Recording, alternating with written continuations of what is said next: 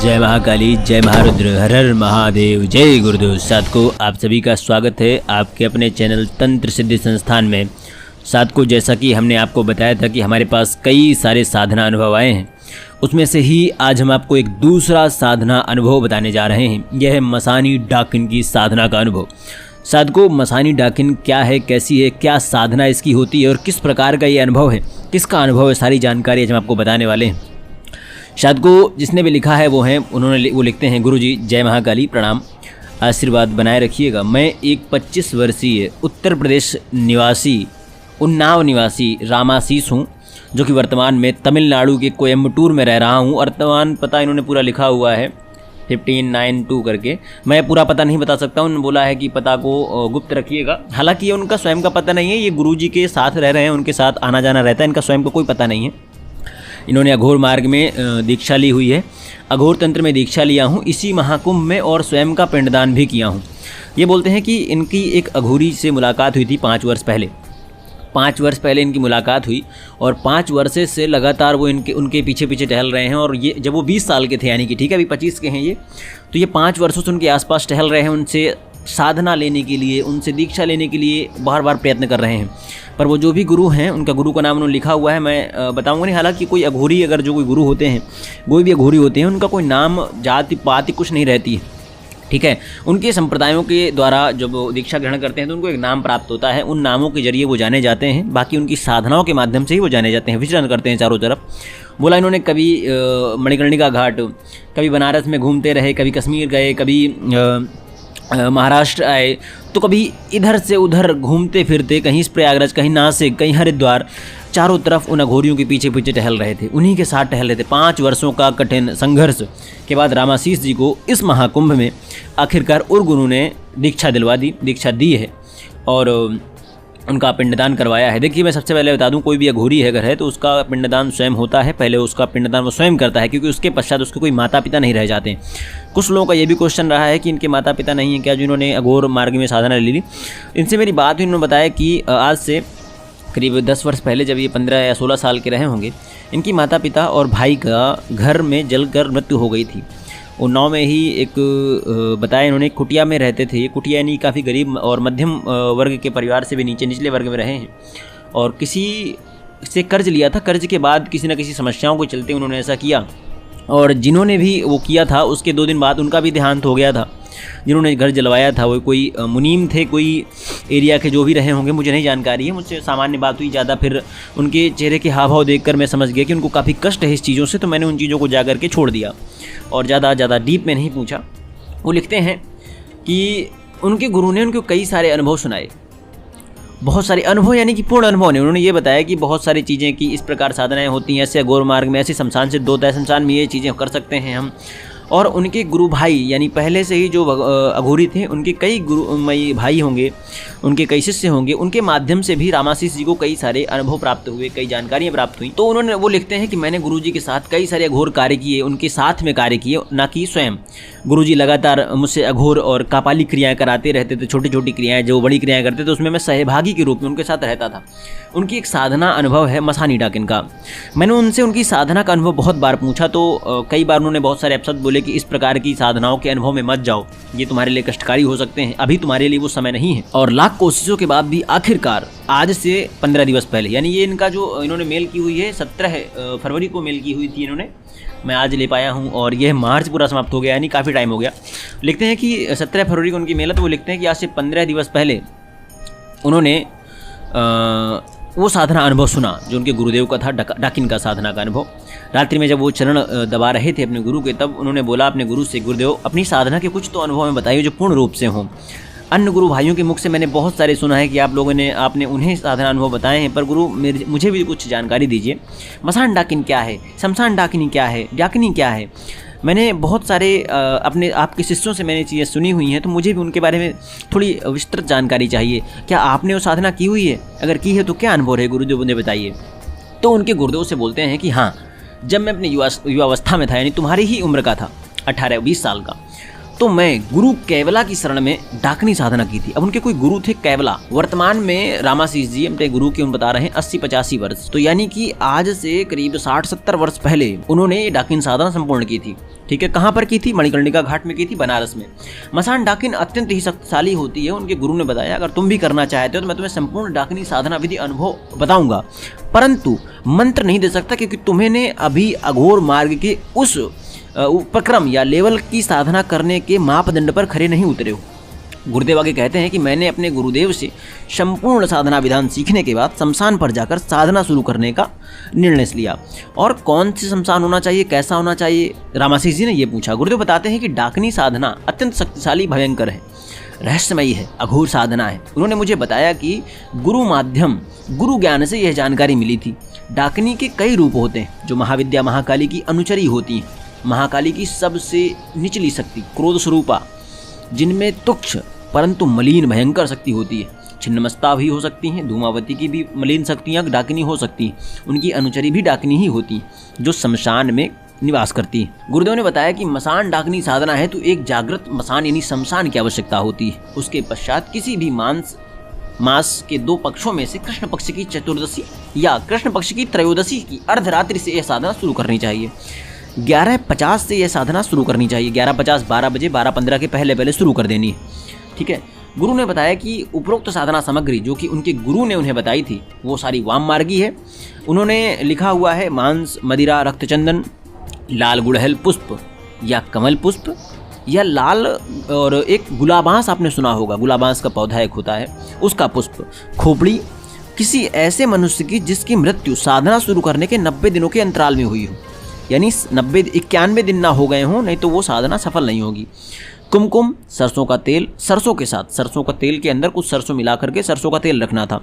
नारियल का गोला जो कि 100-200 ग्राम के हों, किशमिश और सूखे पंचमेवा अलग से। इतनी जानकारी उन्होंने लिखी हुई कि ये सारी जानकारी इनके गुरुदेव ने बताया कि ये सारी आवश्यकता होती है। और लाल चंदन की सिद्ध चैतन्य माला जिसकी चैतन्यता जागृत शमशान के ही साधना प्रकरण में हुई हो, और जब साधना आप शुरू कर रहे हैं उसके 5 दिवस पहले ही उसी साधना उसी शमशान में हुई हो जहाँ पर वो साधना आप संपूर्ण कर रहे हों।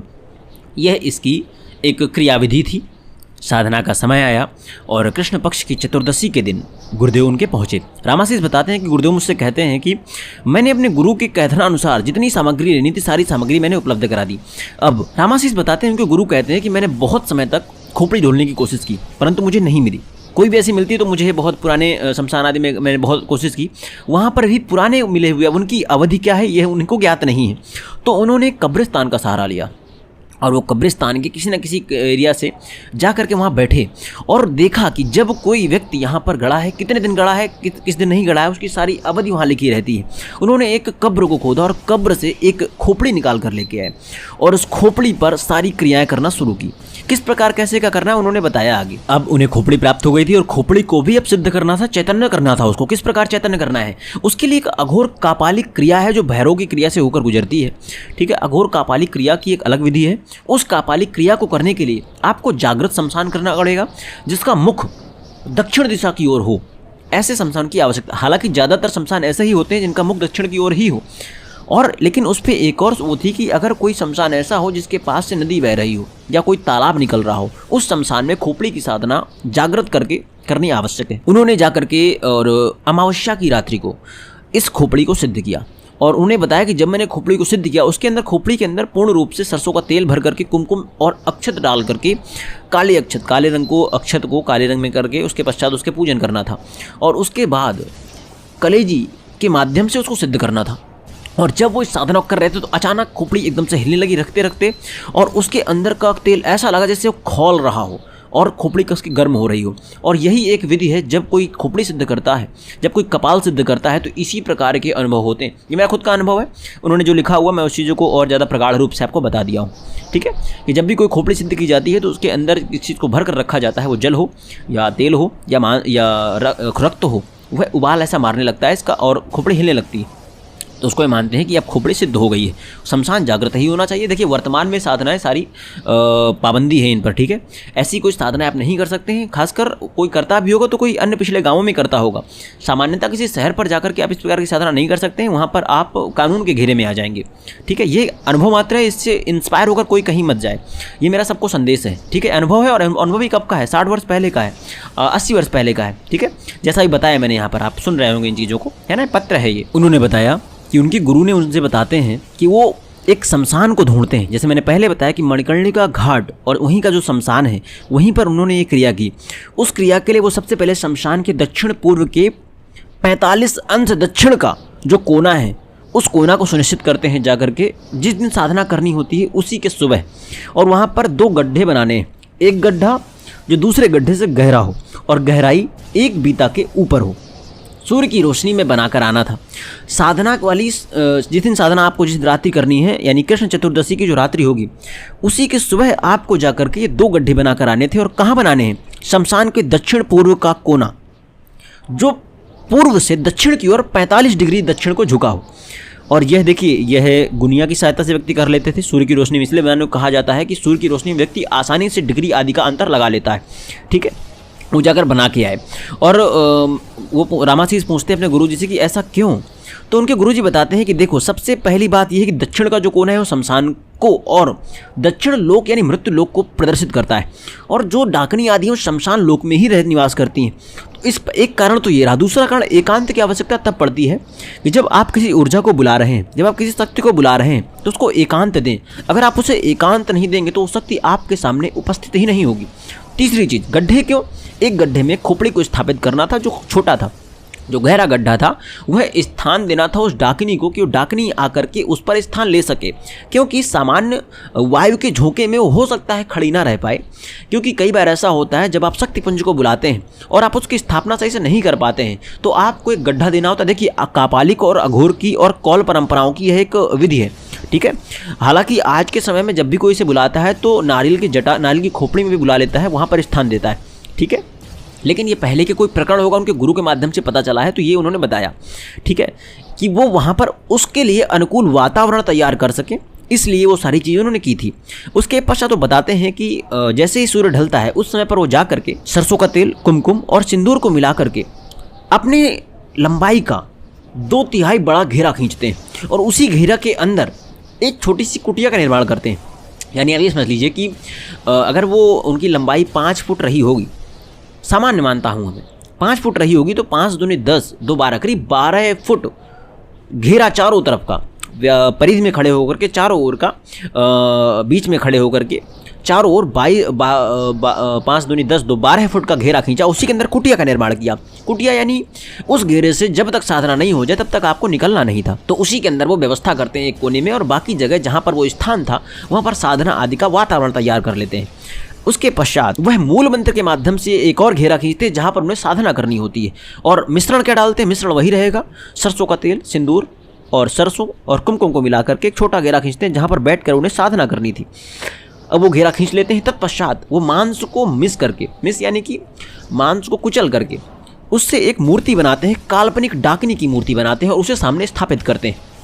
तत्पश्चात ये रात्रि का समय, अब 11:50 के बाद वो पहुंच चुके हैं, और वो बताते हैं कि दीपक जलाते हैं। दीपक जलता है रक्त और तेल का, सरसों के तेल का और रक्त का दीपक मिला करके जलाया जाता है। जी हाँ, हम इस चीज़ को मानते हैं क्योंकि कई सारी साधनाओं में, अघोर साधना जो हमने शुरुआत में की हैं, उन पर इसका प्रयोग किया जाता रहा है। लेकिन वो रक्त कई बार बकरे का हो सकता है, वो रक्त कई बार किसी न किसी ऐसे जानवर का हो सकता है जिस जानवर की चर्बी खाई जा सके। खाई जाने से मतलब ये है कि जो अघोर मार्ग में प्रवृत्त हो, ठीक है, उसको हम बता नहीं सकते हैं क्योंकि कई बार वो किसी न किसी प्रकार से कानूनी रूप से सामने ना आ जाए। इस कारण से गैर कानूनी रूप को इस वीडियो के माध्यम से बढ़ाना नहीं है, ना ही इस साधना के मार्ग को गैर कानूनी रूप से किसी को बढ़ाना है, ना ही उत्साहित करना है। हम साफ चीज़ें बता रहे हैं कि ऐसे ही करना आपके लिए खतरनाक हो सकता है। वर्तमान में काफ़ी पहले का अनुभव है। आज के समय जो क्रियाएँ हैं उनके दूसरे प्रयोग हो चुके हैं। देश काल परिस्थिति के आधार पर प्रयोग बदलते रहते हैं, ठीक है। उसके पश्चात उन्होंने खोपड़ी की स्थापना की। खोपड़ी स्थापना के पश्चात गुरुजी अपनी साधना में आगे बढ़ते हैं और मंत्र जाप करना शुरू करते हैं। देखिए, जब भी कापालिक क्रियाएं होती, जो भी भैरवी क्रियाएं होती, जो भी साधना क्रियाएं होती, खासकर जो शमशान में की जाती हैं, उनकी जैसे मान लीजिए 41 दिवस की साधना है, जो गुरुजी बता रहे हैं, जो रामाशीष जी बता रहे हैं अपने गुरु का अनुभव। 41 दिवस की साधना थी, और इस 41 दिवस की साधना में अगर आप प्रतिदिन का दशांश जोड़ेंगे, मान लीजिए आप 40 माला या 50 माला प्रतिदिन कर रहे हैं, तो उसका दशांश कितना निकलेगा। अगर आप 50 माला प्रतिदिन कर रहे हैं तो 5 माला आपको डेली दशांश निकलेगा और 5 को 20, 200 माला का हवन हो जाएगा। इसलिए गुरुजी ने ये सोचा कि मैं प्रतिदिन का हवन करके ही चला जाऊंगा साथ में ही, यानी कि 50 माला प्रतिदिन का वो जप करेंगे, 5 माला साथ में हवन का भी करते जाएंगे, यानी दशांश का प्रतिदिन हवन वो करते जाएंगे। और यह उन्होंने बिल्कुल अलग प्रकरण निकाला था, वो उनकी गुरुजी की आज्ञा के आधार पर नहीं था। उन्होंने पहले दिन का हवन संपूर्ण किया, दूसरे दिन का संपूर्ण हवन किया, तीसरे दिन का इसी प्रकार प्रकरण चलता रहा। उन्हें कुछ भी सामान्य सा भी अनुभूति नहीं हो रही थी। चौथे, पांचवां, छठवां इसी प्रकार 11-12 दिन निकल गए। 14वें दिन उन्हें अचानक से एक शक्ति का आभास होता है कि कोई उनके आसपास टहल रहा है। वो कौन है, कैसा है, कोई जानकारी नहीं। एक छाया प्रतिरूप उनको दिख रही है। वो छाया प्रतिरूप क्या कर रही है, वो आकर के घेरे के पास आती है। उनको ऐसा महसूस होता है कि कोई उनके आसपास भी आ रहा है, लेकिन वो उस प्रतिरूप के अंदर नहीं उपस्थित हो रही है। एक और चीज़ ध्यान देने वाली बात यह है कि वो जो गड्ढा है जिस पर उस डाकनी को स्थापित होना है, वो डाकनी वो जो गड्ढा है वो घेरा के अंदर है, ना कि बाहर है। इस चीज़ का आप ध्यान रखिएगा, ठीक है। ऐसा क्यों किया गया अभी बताते हैं आपको। क्योंकि डाकनी की उपस्थिति जो उन्होंने करवाई थी, उन्होंने जो आवाहन किया था वो शमशान भूभाग के अंदर से करवाया था, ना कि बाहरी शक्ति से, ठीक है। तो शमशान भूभाग के अंदर से जाना, शमशान भूभाग के ऊपर ही बैठे हुए हैं, तो इसलिए गड्ढे खोद कर उन्होंने नीचे से निकलवाने की आवाहन किया हुआ था कि माता नीचे से प्रकाशित हो और नीचे से मेरे पास तक पहुंचे। लेकिन आसपास जो शक्तियां घूम रही वो क्या है, वो क्षणिका है। क्षणिका कौन होती है, जो योगिनियों की अनुचरी होती हैं। वो और छोटा रूप और मलिन रूप होता है जो साधना को भंग करने के लिए सर्वप्रथम भेजा जाता है। तो वो क्षणिकाएं आसपास टहल रही हैं और वो क्षणिकाएं प्रवेश भी कर सकती हैं कब, जब उनकी एक निश्चित अवधि हो जाए या आपके साधना की एक निश्चित अवधि हो जाए।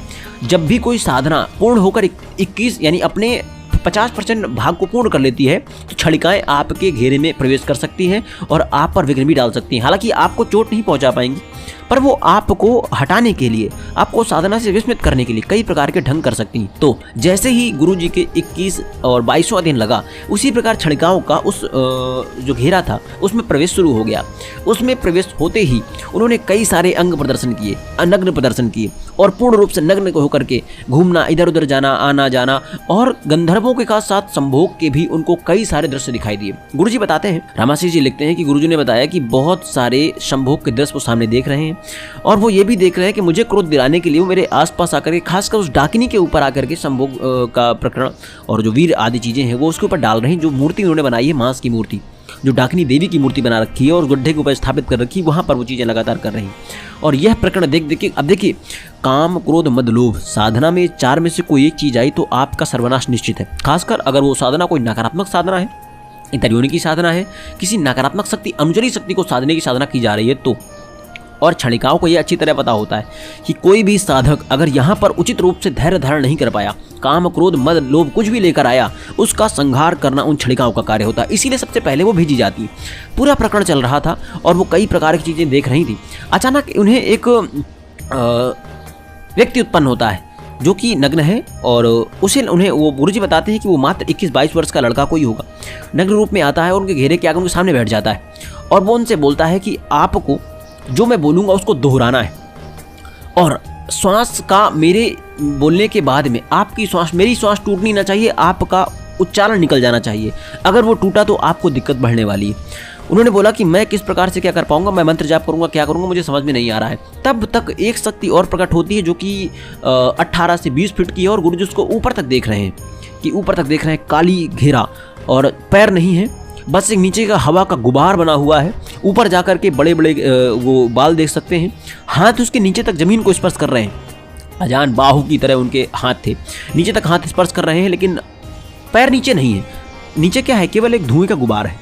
वो ऊपर देखते हैं तो वहाँ से आवाज़ आती है, चुपचाप वो कार्य करता जा, वो जो सामने बैठा बालक तुझे बता रहा है, ये मेरा कलवा है जो तुम्हें सारी चीज़ों को करने का प्रकरण बताएगा। अगर तूने इसके प्रकरण को नहीं माना तो यह तुम्हें पूर्ण रूप से नष्ट कर देगा। गुरुजी ये सब चीज़ें सुन रहे थे, लेकिन किस प्रकार वो आगे बढ़ते, क्या करते क्या ना करते। उन्होंने हाथ जोड़ करके अपने आराध्य को, गुरु को आवाहन किया। डाकिनी को मूल मंत्र जो होता है, बीज मंत्र, यानी कि माता काली और छिन्नमस्तिका का जो बीज मंत्र होता है, उसको उन्होंने आवाहन करके माता जी को ये संदेश भेजा कि माता, किस प्रकार से मैं इन चीज़ों को कर पाऊंगा कि उसका बोलना भी है, मुझे मंत्र जाप भी करना, दोनों चीज़ एक पर कैसे कर पाऊंगा। और मेरी एकाग्रता, अगर मैं एकाग्रता को दोनों जगह एक साथ निश्चित कर पाऊँ तो मैं चीज़ें कर लूँगा। और मैं मांत्रिक रूप से चेतना के रूप से मैं मंत्र जाप करता रहूँगा और जो वाचिक रूप से इनकी चीज़ों का जो बोलेंगे उसका उच्चारण करता रहूँगा। तो एक ऊपर से ही डाकनी बोलती है कि जिसको भज रहा है उसके माध्यम से ही मैं तुम्हें एक शक्ति प्रदान करती हूँ, जिसके माध्यम से, जो चेतना के माध्यम से मेरे मूल मंत्र का जाप कर सकता है। और एक प्रदर्शित अग्नि हुई और अग्नि आकर हमारे गुरुजी के और मत्थे में समा गई। ऐसा रामाशय जी लिखते हैं कि गुरुजी बताते हैं कि उनके मत्थे में वो अग्नि समा गई। उसके पश्चात वो उन्होंने एक बार आंखें बंद की और आंखें खोल करके उसके पश्चात उन्होंने चेतना के माध्यम से चीज़ें करनी शुरू की। और जो सामने बैठा लड़का था, वो जो नग्न रूप में लड़का बैठा हुआ था, वो लड़के के माध्यम से जो भी वो बोल रहा था उसको लगातार दोहराना था। और यही प्रकरण अगले 20 दिन चलने वाला था, यानी जो 22 दिन हुए थे, अगले 18-20 दिन जो भी बचे थे उस दिन चलने वाला था। और किसी भी दिन अगर तुमने वो कार्य छोड़ा, और यह चीज़ें रात्रि के 4-5 घंटे लगातार होनी थी, साधना में बैठने के बाद ही वो व्यक्ति, वो किसी और को नहीं दिखेगा, वो केवल उन्हें ही दिखेगा। इस प्रकार का प्रकरण उन्हें बता रखा था। 25 से 30 दिन कंप्लीट हो गए और जैसे ही 31वां दिन लगता है, अब 31वें दिन में देखिए आ गया यहाँ पर राहु का खेल। जब आप 31 को ऐड करेंगे तो यहाँ पर राहु का खेल है। जब भी किसी भी साधना के इस दिवस को कंप्लीट करें जहाँ पर 3-1-4 हो रहा हो, जहाँ 4+4 8 हो रहा हो, इस दिनों पर सबसे भयंकर परीक्षाएं होती। मैं आपको बता दूं, यह साधना की गूढ़ता है, खासकर अघोर की गूढ़ता है। वहाँ पर राहु का जैसे ही प्रवेश होता है, उस जगह पर डाकनी वापस से एक बार प्रकट होती है और वो आकर के अब बताती है कि अब तुम्हारा क्रोध का नियंत्रण हो चुका है, तुम्हारे एकाग्रता का परीक्षा हो चुकी है, तुम्हारी अगली परीक्षा है काम की। और उस काम की परीक्षा हेतु तुम्हें सबसे पहले एक भैरवी में भेज रही हूँ। एक भैरवी जो तुम्हारे साथ साधना के समय पर संभोग करेगी और एक भैरवी जो तुम्हारे साथ अन्य समय पर संभोग करेगी। और वो भैरवी किसी अन्य को प्रदर्श नहीं होगी, किसी अन्य को प्रत्यक्ष नहीं होगी, वो तुम्हारे साथ ही लगातार संभोग करेगी और तुम उसको हटा नहीं सकते हो। तुम्हें अपना वीर स्खलित नहीं होने देना है। वह कब तक चलेगा इसका कोई निर्धारण नहीं है, किसी भी समय आकर वो कभी भी संभोग कर सकती है। तुम्हें अपना वीर रोकना है। अब गुरुजी ने फिर चर्चा आगे कि अगर ये अगले दिन आती है और ये अपनी भैरवी को प्रकट करती है और भैरवी संभोग करती, कितना भी मैं कोशिश कर लूँ लेकिन वो वीर का क्षण तो करा ही देगी। उन्होंने वापस से फिर से जब उनकी साधना संपूर्ण, उन्होंने सुबह माता काली को ध्यान किया, डाकनी के संरक्षित होकर ध्यान किया कि माता रक्षा कीजिए। क्या मैं अपनी माता को सिद्ध नहीं कर पाऊंगा? मैं तो किसी न किसी प्रकार से अपनी किसी सहायता हेतु, अघोर मार्ग में बढ़ने हेतु मैं साधना को करना चाहता हूँ। मेरा कोई रूप नहीं, मैं किस प्रकार इसको कर रहा हूँ, क्या नहीं कर रहा हूँ। और वो ध्यान में जा करके वह संकल्प लेते हैं कि मैं इस साधना को अपनी माता के रूप में, अपनी पितामह माता के रूप में सिद्ध करूंगा। यानी अपनी माता, पिता की माता, पिता की पिता की माता, बाबा की माता, इस रूप में मैं इनको सिद्ध करना चाहता हूँ। कितना भी प्रकरण हो, मैं इसको केवल माता के रूप में ही देखना चाहता हूँ। उनको कुंडलिनी के माध्यम से मूलाधार चक्र जागरण, क्योंकि उनका पहले से ही रहा है, और सहस्त्रार चक्र उनका जागरण है नहीं, अनाहत है, क्या है मुझे नहीं जानकारी है। उन्होंने इतना बोला कि मूलाधार चक्र के माध्यम से उन्हें शक्ति प्राप्त हुई कि जहाँ पर वो वीर का स्खलन नहीं करेंगे। और स्वप्न में उन्हें चीज़ें, जब वो दिन में कोई निद्रा ले रहे थे तो निद्रा के माध्यम से उन्हें एक अंदर से जागृत हुआ कि तुम्हारा बीज स्खलन नहीं हो सकता है जब तक तुम्हारी इंद्रिय नहीं भटकेगी। इंद्रिय भटकेगी मतलब क्या है? जब तुम खुद से नहीं चाहोगे तब तक। खुद से ना चाहने का मतलब भी क्या है? देखिए, जब तक आपके अंदर काम सवार नहीं होगा, आपका लिंग पदार्पित नहीं होगा। पदार्पित मतलब यह है कि जब तक वो स्खलन करना शुरू नहीं करेगा। जब व्यक्ति चाहता है, वो चाहता है कि जल्दी से वो उस सुख को, क्षणिक सुख को पाले, तभी वीर का स्खलन होता है। तो उनको ये ज्ञान हुआ गुरुजी को उनके कि किस प्रकार से अगर आप मन को संभाल लेते हैं, आपका मन नहीं भटकता है, तो उनका वीर का क्षरण नहीं होगा, स्खलन नहीं होगा। और उन्हें जब यह कृपा प्राप्त हो गई, उसके पश्चात वो अगले दिन साधना में जाते हैं। और फिर क्या होता है, देखिए 24 मिनट का ऑलरेडी वीडियो हो गया है और जितना बड़ा इनका पत्र है, ये पत्र काफ़ी बड़ा है अभी। और मैं आप सभी से गुजारिश करूँगा कि आप अगली जो हमारा वीडियो होगा उसका इंतज़ार अवश्य करें, और अगली साधना जो अगले अनुभव का वीडियो होगा उसमें आप आगे का अनुभव सुनिएगा। क्योंकि बहुत लंबा वीडियो हो गया है, मुझे और भी चीज़ें करनी होती हैं, इतना लंबा वीडियो बनाकर क्या ही होगा। जय महाकाली, हर हर महादेव, जय गुरुदेव। आगे अनुभव अगले पार्ट में देखिएगा।